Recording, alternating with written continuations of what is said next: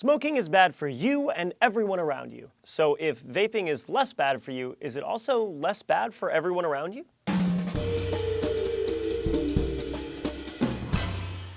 Hi everyone, Julian here for D-News from YouTube Space LA. Let's kick this off by saying the obvious. Cigarettes are bad for you. The nicotine in them is highly addictive and causes increased blood pressure, high cholesterol, and heart disease. Cigarettes yellow your teeth and nails, cause premature wrinkling, and the American Cancer Society estimates about half of people who start smoking and never quit will die of cancer. But if despite knowing all this, you still choose to smoke, it's your decision and you know the risks. The problem really arises for people around you who choose not to smoke, and yet they're going to suffer a lot of the same effects if they breathe in your smoke regularly. Yes, even the cancer part, unless you don't believe the EPA, the US National Toxicology Program, the Surgeon General, and the International Agency for Research on Cancer. Children who are exposed to secondhand smoke have a higher instance of respiratory infections, asthma, sudden infant death syndrome, and nicotine negatively affects the prefrontal cortex of developing brains. While the standalone effects of nicotine as a carcinogen have not been investigated thoroughly, researchers from the Virginia Bioinformatics Institute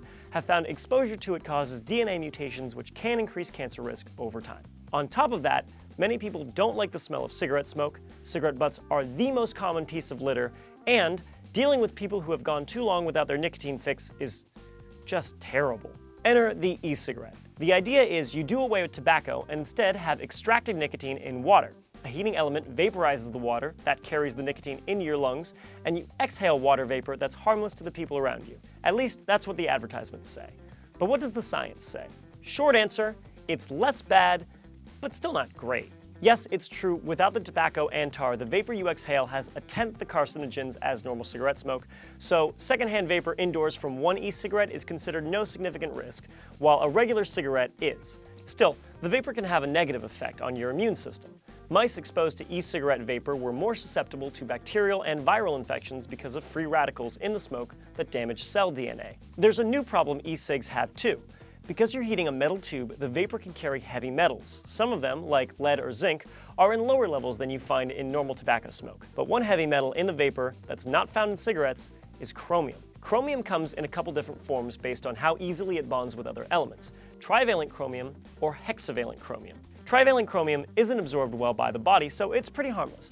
But hexavalent chromium is a different story. Chronic inhalation can cause lung scarring and lung cancer. The thing is, both these forms of chromium are used to keep metals from corroding. It's where we get the term chrome from. So either of them might be used in manufacturing e-cigarettes. The USC study doesn't specify which they found because it's difficult to differentiate in tests, and with so many makes and models of e-cigarettes and very little regulation, it's impossible to know which maker is using which form of chromium. But let's assume that regulations and manufacturing standards can eliminate hexavalent chromium from the vapor. There's still the nicotine. That's what this is all about, right? That sweet nicotine fix. E-cig smokers can choose different cartridges with a range of nicotine levels, from none to pretty high. The nicotine will still cause a wealth of cardiovascular problems, so that aspect is no better than regular cigarettes. How much of that nicotine is in secondhand vapor? According to Oxford University, about 1/10 as much that's in tobacco smoke. It's still present, and so Oxford researchers warn to hold off on vaping near children, pregnant women, or people with cardiovascular conditions until more studies are done. So, as of right now, for the most part, it looks like secondhand vapor poses a significantly lower health risk than tobacco smoke. But remember, it took decades of observation and study to realize the effects of passive tobacco smoke inhalation. E-cigarettes have only been on the market since 2007, and to really know what we're getting into, we need to be able to see the effects of the vapor over a person's lifetime. That's right, say it with me, more research is needed. E-cigarette smoke is apparently a lot less bad. Nice, myth confirmed. We can't say as much for hookah smoke, though. For the details on smoking hookah and why it's really bad for you, check out Trace's video down here.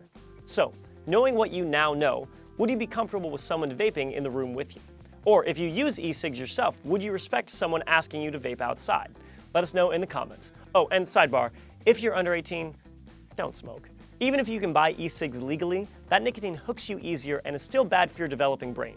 Plus, they don't even look cool. They're like weird little light-up versions of those recorders they made you play hot cross buns on in 3rd grade. It's not a good look. Okay, I'll see you next time on D-News.